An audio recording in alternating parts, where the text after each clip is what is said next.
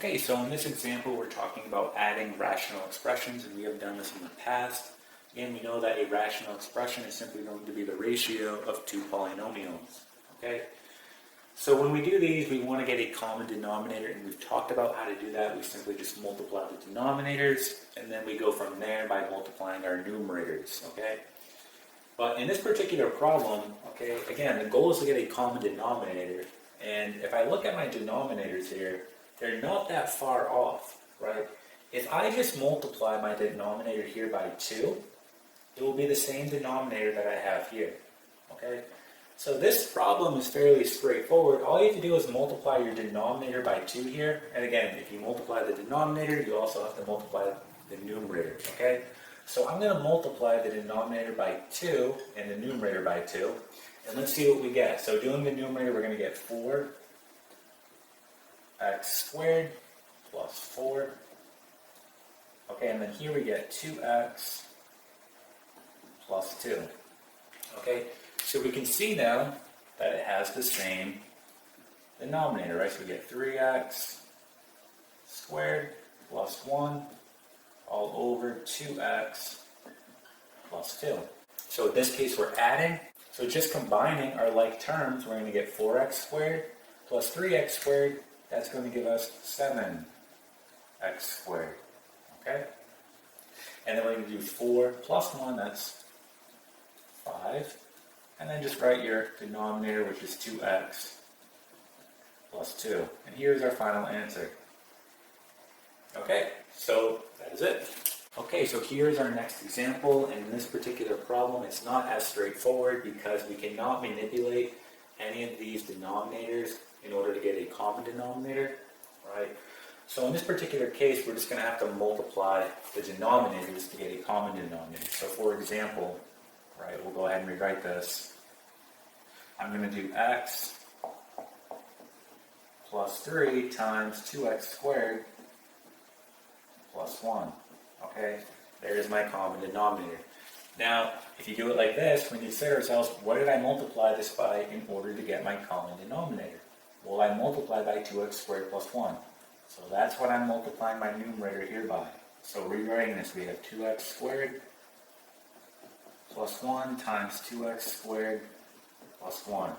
Now we have minus. Okay, do the same thing. What did I multiply this by in order to get my common denominator? I multiply by x plus 3. So that's what I'm multiplying my numerator here by.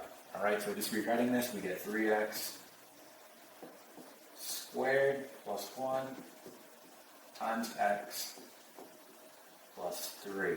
Okay? So we want to go ahead and expand this out. So just going left to right, let's start here. We're going to use FOIL. Okay? So just rewriting this, we're going to get 2x squared plus 1 times 2x squared plus 1. Alright? So we're going to use FOIL to do first outside, inside, last. We're going to get 4x to the 4th. Okay? Outside, we're going to get plus 2x squared. Inside, plus 2x squared. Okay, and then last, plus 1. So we can go ahead and rewrite this. We have 4x to the 4th. We can combine our like terms here and here. Plus 4x squared plus 1. Okay, so let's go ahead and do this one now. So we get 3x squared plus 1, and then x plus 3. Okay, so doing first, we get 3x cubed. Alright, outside plus 9x squared. Okay, inside plus x, and then outside plus 3. Okay, so what I want to do here is just put this in parentheses and put a minus sign on the outside, so we know that this negative is going to get distributed to each one of our terms. And I'm going to essentially just rewrite our numerator here. So I'm going to erase this. Okay, so we can rewrite our numerator. And by doing that, we're simply just going to combine all of our like terms here. So this 4x to the 4th, right? I cannot combine that with anything, so I'm just going to go ahead and rewrite it. So I get 4x to the 4th. Okay, let's cross it out so we know we're done. All right.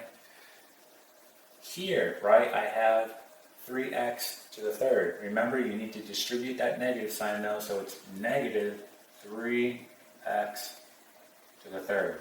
Okay, we're done with that. Here I have a 4x squared minus a 9x squared. Okay, so we're going to get negative 5x squared. This is now done. Okay, here I just have an x, right? Can't combine that with anything. So again, just make sure you distribute that negative x. And then I have 1 minus a 3, negative 2. Alright, so there is our numerator completely simplified. Alright, we went ahead and expanded it out. We're going to do the same thing with the denominator and then we'll be done. Alright, so let's go ahead and erase this. And just going this out, we get x plus 3, 2x squared plus 1. Again, we're just going to use FOIL here. So doing first, we get 2x to the third, right? Outside, we get plus x. Inside, we get plus 6x squared, okay? And then last, plus 3, right? So let's go ahead now and just rewrite our denominator, and then we'll be done. So we're going to have 2x to the third, okay, then plus 6x squared, plus x, and then plus 3. Okay, so this here is going to be our final answer. Okay? Alright, and that is it.